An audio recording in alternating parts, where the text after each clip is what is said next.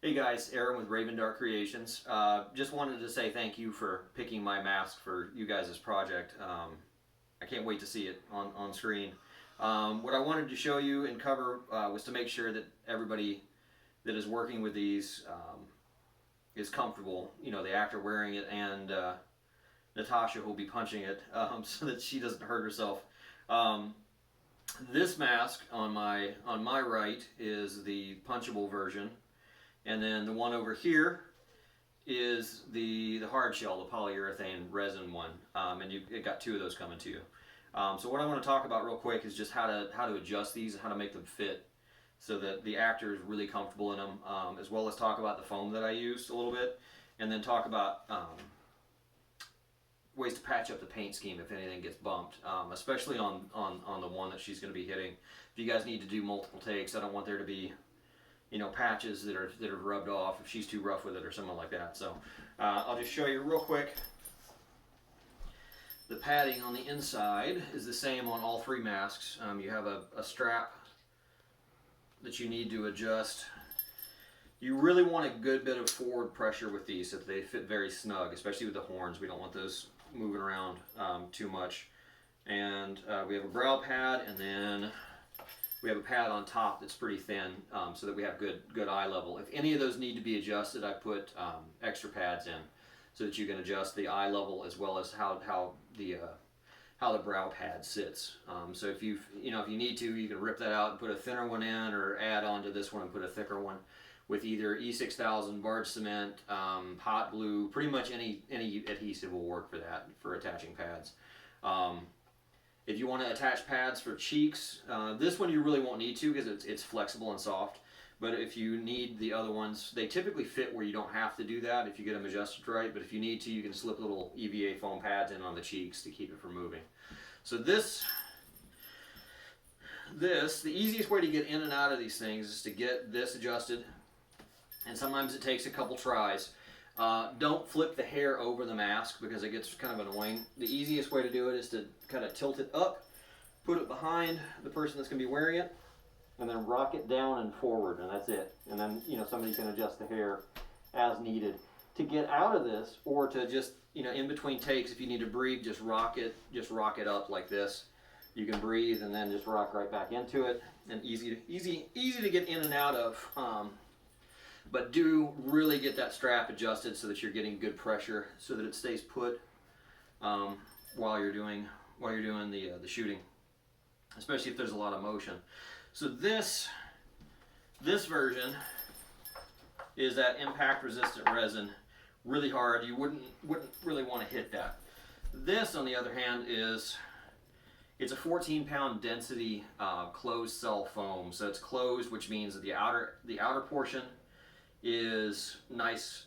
It gives you a nice finish that you can paint on and looks basically like resin. But it's something that you can hit. The horns are hard. All this is hard. Basically this area, anything behind the ears and the horns is going to be hard. And I needed that so that this thing's not flopping around and looks terrible. But the whole front of the face, so you might want to make sure that you've got, stay away from these. But the whole front of the face, you can hit, and you see it'll squish in. I left a good bit of padding on there so that the actor is not going to take too much damage. So in some places, usually I hollow the chin out and everything more, but I've given you basically 2 inches of padding there so that if she wants to hit right here, it should be fine. And this version's got all the bells and bones and all that kind of fun stuff on the back of the hair and whatnot. So. To adjust the hard shell, if you have a really big actor with a bigger face, I'm 6 foot and 205, and these fit me fine. And I do have a bit of a long face, but they fit me fine that way too. If you do have any issues with needing to stretch this portion out, the other mask will be easy because it's foam and it'll stretch to your face, but these are hard. All you have to do is take a heat gun or a hair dryer, high power hair dryer, and just warm the resin up on the inside and the outside. be careful not to touch the outside when you do that. And just from the inside, you can pull it and stretch it, and you can wedge, you know, a stack of books in there or something like that to make it more open if you need to, and then just let it sit and cool to room temperature. And that'll be the new size of the mask. Will be just, you know, bigger than what you had. But these fit almost everybody. So one other thing I wanted to talk about was the paints that I use. I use primarily FW inks, and you can just do that. This is the flesh tone for all of the masks. And if you get a scratch or something like that, all you have to do is, if you have somebody with an airbrush, that'd be ideal.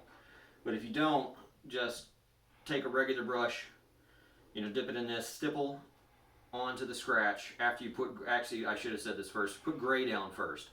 And you don't have to use Comart gray, but that's what I use for these masks. But put gray down to get rid of the white scratch. And then put the flesh tint down.